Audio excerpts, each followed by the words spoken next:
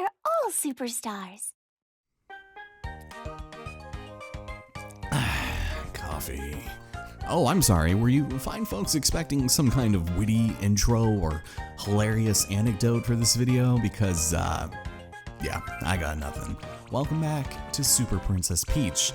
I just finished up some leftovers of these surprisingly spicy cherry chipotle boneless wings, but let it be known with every fiber of my being that I do prefer bone-in. And honestly, I wish I could explain why. I used to love boneless, but these days they just kind of taste like rubber. And you know, growing up, we more or less had to finish the plate, even if it meant cleaning the bone because of, you know, financial ceilings and whatnot. So I'm no stranger to picking at scraps. It might just be the rite of passage to adulthood, because the only other person I know over the age of 20 who still eats boneless wings is my wife, Sarah. Anyways, welcome to the Shrieking Mansion. Ori is running amok on my desk, which is why I have not been just mashing A to get through this, but hopefully he does not cause everything terrible to happen. Look at all these coins you could get here. Look at that. Such a good place to just get a lot of easy ones. Ori, stop biting my mic stand, please. For the love of God, just behave for once. It's been impossible to record this game because this cat is actually inconsolable when it comes to just leaving him out of the room. He needs to be present just at every moment. And now he's gonna go and probably screw up the recording in some way or another. It's always their hair that gets my hard drives and messes them up. It's insane the amount of times I just need to clean that thing out, but man. So out here we've got dry bones. You know the story. They are basically invulnerable to death, even if you bring the rage to them, unless they're, you know, they're gonna be invincible like that, but you can just go ahead and just, for whatever reason, cause them to die but not die. Although you can still take them out, but they just respawn anyways. Ori is making me so nervous I can't even concentrate on what I'm saying. Because I know the second I kick him out, he's just gonna be like, meow, meow, meow. Alright, well, thank you for all this stuff. Clearly gonna need it. So dry bones can throw bones at you, and they can also display a variety of emotions and fall victim to the ball. That was a twofer. Yeah. What was once our mortal enemy is now our best friend, unless it has to do with this coops. So there we go. I will be taking you with me, and we will continue forward without you. So we have 500 coins, which is good, and we also have sad Goombas, which is not good. You see a little shine coming out of the wall there. Well, seeing as how this is a ghost house, should come to no surprise that there will indeed be some hidden walls. Some of them might actually have some enemies inside, so you gotta be careful. And watch out for this guy. Sad parrot Goomba, what are you crying about? Anyways, we got nothing to cry about. We got our first music note, which is the score for Whose Wood 2? I don't know who he's going to. It's just one of those things, man. I don't have the answers for everything. Okay, this guy makes me nervous. Because so far, I've never been touched by that guy, but I have a feeling the second I look away, he's just gonna bonk me in my face. There we go. I'll just have that happen, and everything can be hunky-dory. Up here, we've also got nothing, absolutely nothing, but our second toad. So I was going through this stage a couple days ago. I realized how short this area is, so we might actually take a look at some of the mini games that we've unlocked, because it's something that I think I'll probably just end up saving for the end of the game and just have it be its own video, because they're really kind of silly. And they do rely on you needing to use your microphone and things like that, so I'm not a big fan. But we'll see, in case these episodes run a little short, which somehow I kind of doubt. Now, we are actually at a bit of an impasse here, because, thank you, Ori, for settling down, we have a door that we can reach if we continue up this way, but what you want to actually do is use your V-Bays and get all the way up here, because directly under it, there's a secret path. One that actually will lead to the same place. I just don't want to do too much backtracking. So come out of here and we rescue our third toad immediately. This is only the second room, folks. Or I guess for progressing through to the end of the stage. Not aside from all of those other closets and sex dungeons we were just in. But if we had gone to the other one, that wouldn't have been it, is it? I don't think so. For some reason my desk was shaking and I thought it was Ori, but it was not. So we come over here, and this is where we would have come out if we had taken that original path. Yeah, there it is. So the one with the coins is where you have to go. So here we have a good old-fashioned Boo. These guys are annoying, but you can still take him out if you want to by emitting rage fumes in his face. There you go. That is the best way to get creepazoid boos out of your face. This is by blowing up on it. And we also have more dry bones here, and it's substantially less foggy in here, which is good. That is a big aspect of this stage, is the inability to see clearly. Well, that's all right. I was afraid I was gonna step into those spikes for some reason, but at the same time, not quite. Okay, or he moved to the windowsill. That's good. All right, Mr. Boo, I'm sorry, but you just gotta get out of here, man. Making me nervous. There's a lot of ways to die here, and I will not allow that to be one of them. So we're gonna step up onto here, and if we actually, there might be something down here. There's a lot of instances where you might just need to go underneath, but that wasn't the case there, so we're fine. I like the, okay, so something I didn't notice, but the music while you're using your emotions and your V-Bay powers, those will actually change depending on what song is playing, and hearing them in conjunction with, you know, different scores is really kind of a unique little feature. Anyways, it's time for a brand new ability, folks. We got ourselves the Slidebrella. You can use this move on ropes. You can't attack, but you can beat foes by jumping. And so it is definitely in the script of Ellison needs to do this game because, you know, we just got done with Rainbow Curse and there was a sequence like that here. But basically you can only go forward and you can slow down. But jumping feels really weird, so if I end up missing like any coins, then that's just gonna be my own thing. But it surprisingly is good at the slowdown, so it's not that bad. If you fall, it just acts like you fell on a pit and you take like half a heart of damage, so that's not too bad. But it brings us over here, and this guy is so sad. He's crying. I'm sorry. Don't cry. Oh, he's mad though. All right, well, screw you. Get your bones out of here. And whatever you do, do not step into this because it will take you back to the beginning of the Slidebrella section, so yeah. Now, we've already reached the end, which means I'm gonna miss.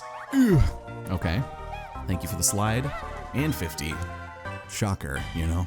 It doesn't matter if you hit it perfectly on the right frame, like, as long as you get the star, it is just a chance to get that peach, and I never get it. Okay, so moving forward, stage 2. Oh no, this wise guy? Alright, well, ladies and gentlemen, I'd like to introduce a character who needs no introduction because he is cordially known as Fishing Boo. And what's interesting is that his glossary entry actually refers to him as the ghost version of Lakitu. So he's impervious to all moves aside from the spin jump in other games, which Peach, of course, can't do here. But also, by the powers of our royal rage, fight fire with fire and show that punk who's boss. Get out of here before he spawns back. Did you know when there's a toad or an item in an area, you can tell? Yeah, I actually brought this up at the top of the project and then never brought it up ever again. So I think that actually happened in this room, and this is one of the first places that I actually just could not figure out where one of the toads was. And as you would expect, it is directly above that hint box, which is kind of incredible and cute. I was about to go on and on about how it was dumb that they would have that hint there, but then not have any collectibles nearby. But this is at this point where things might start getting a little tricky. Maybe, because even if there are 2 collectibles in a room, it'll still only give you 1 exclamation on the touchscreen. So over here we go, and this is actually one of those instances where there are 2. So let's go and grab our favorite ball here. And unfortunately, as you could have guessed, doesn't work on the booze. So instead, you gotta give him a dose of the old royal rage and send him on his way.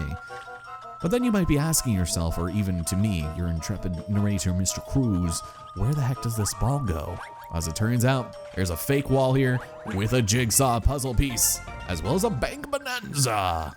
So this is our first piece of a puzzle B, so that is really nice. And you came back? All right, get down here. Get down here and be gone with thee, sir. Okay, so the second one is actually in kind of a trollish spot too. You'll notice it if you're paying attention. So we head down over here and you'll see that Peach's head is kind of getting cut off by something a little suspicious.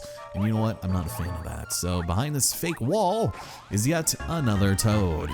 So yeah, you better be thanking your lucky stars the old Princess Peach was here.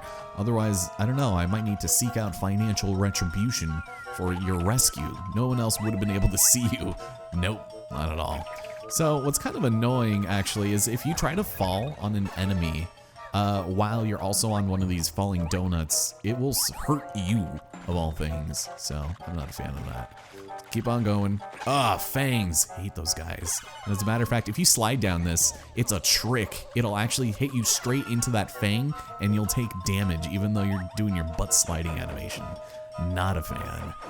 Okay, now over here, we have ourselves a closed door.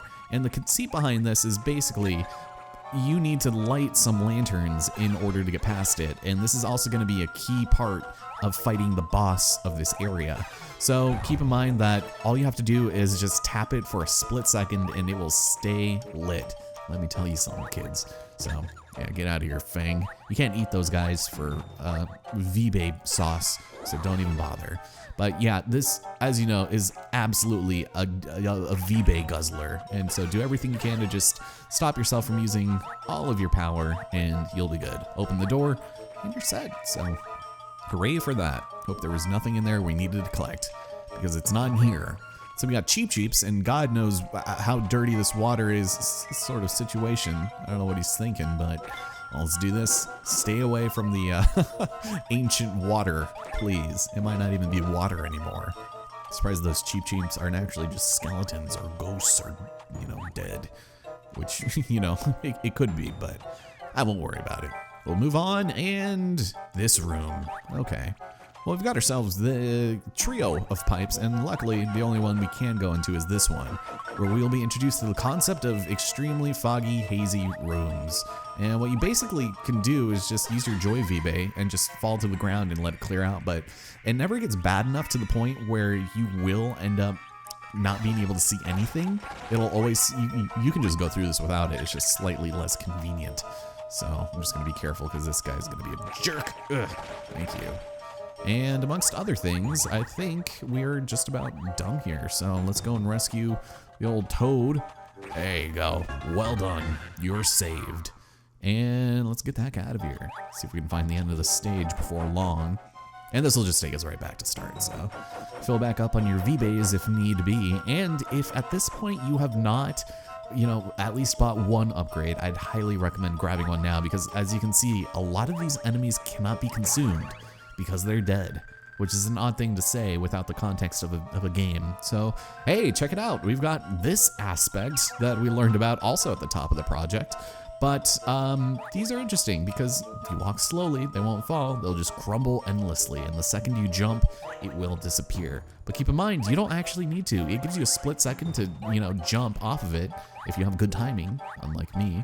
But you just gotta go and hop as fast as you can and then you'll be fine, right? Or am I just spitting Dixie here? No. I swear I've done it before, but I'm just gonna make myself look like a dummy now. Ugh. Okay, let's just do it the game developer intended way. It's funny because you really can just jump if you're fast at it, so. Oh, it's not gonna spawn until I step away. All right. This is just the episode of proving me wrong every what way. All right, nothing over here. Let's go ahead and miss. Thank you. Not quite the miss. I was like, we did it! We did it! We finally got the peach. God, that took forever.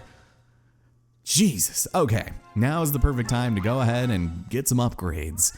And if I can, I'm probably just gonna opt out of getting the Chargebrella for as much as I can. And instead, we're gonna focus on getting some more V-Bay tea, because that would be important going forward. But let's get some tough coffee. Why not? There we go. So our health will grow by an entire half heart. There it is. This drink is made from heart fragments.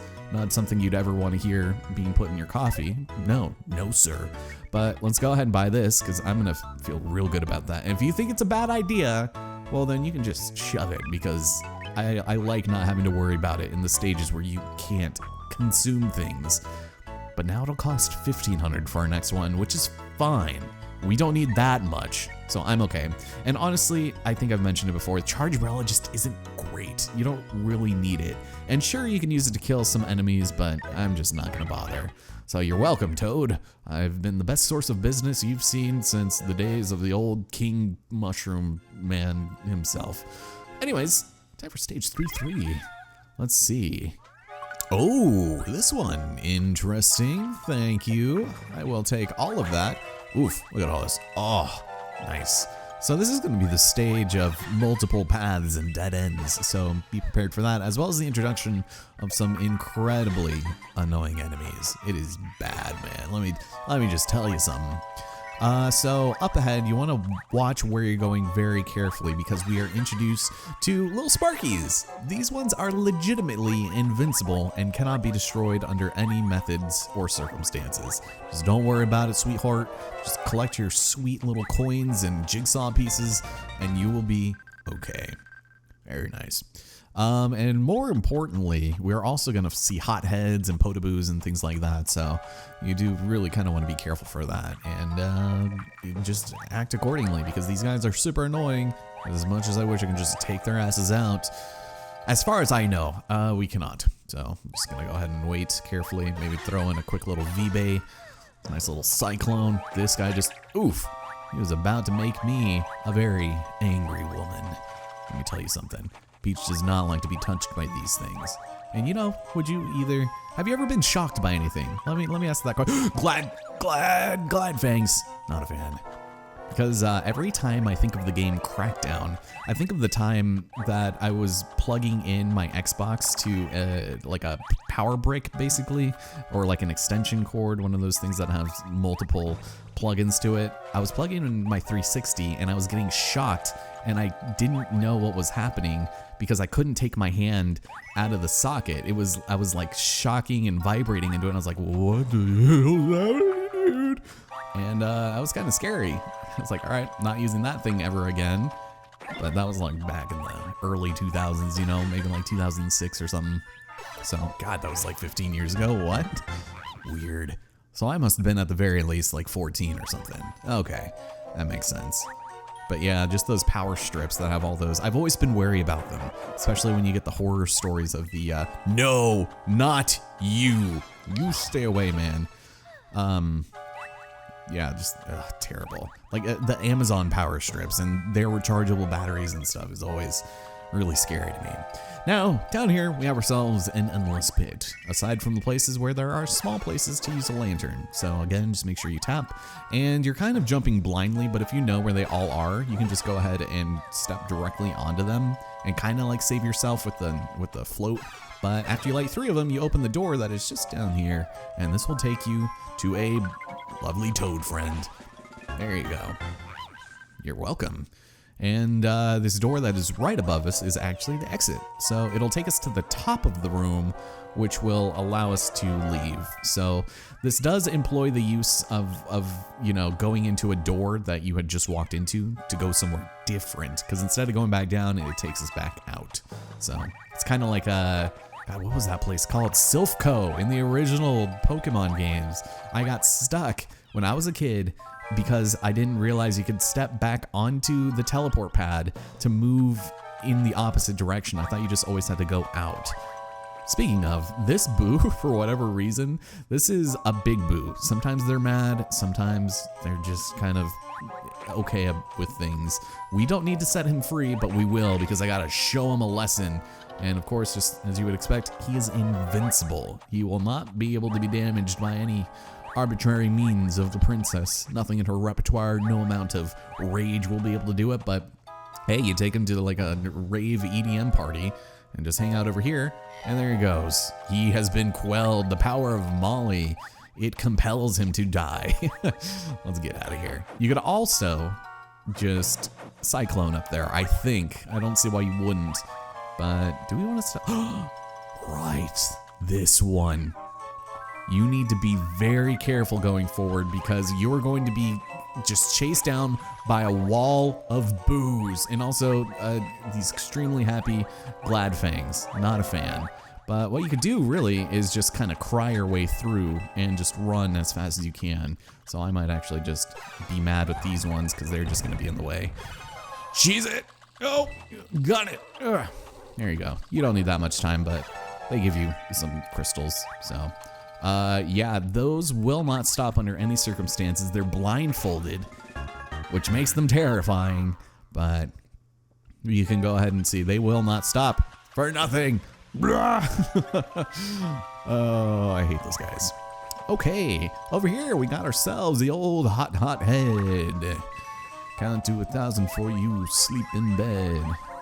Read the news, pass the time, drink the juice, feeling fine. Ugh, there we go. Nice. And no, we couldn't get the double peach. We couldn't get the two booty, the twofer, the tootie? I don't know. But that does it for our first excursion through the Shriek Mansion. I might have called it something else, but I don't remember. I feel like that is a new term coming out of my mouth. Join me next time as we finish off the mansion and we also take on the boss, which on paper seems like he's the easiest, but there is a way you can fail at it unlike the other ones, aside from, you know, losing all your health. Take care, hope you guys enjoyed it, and I will see you here next time. Spooky. All right. Bye.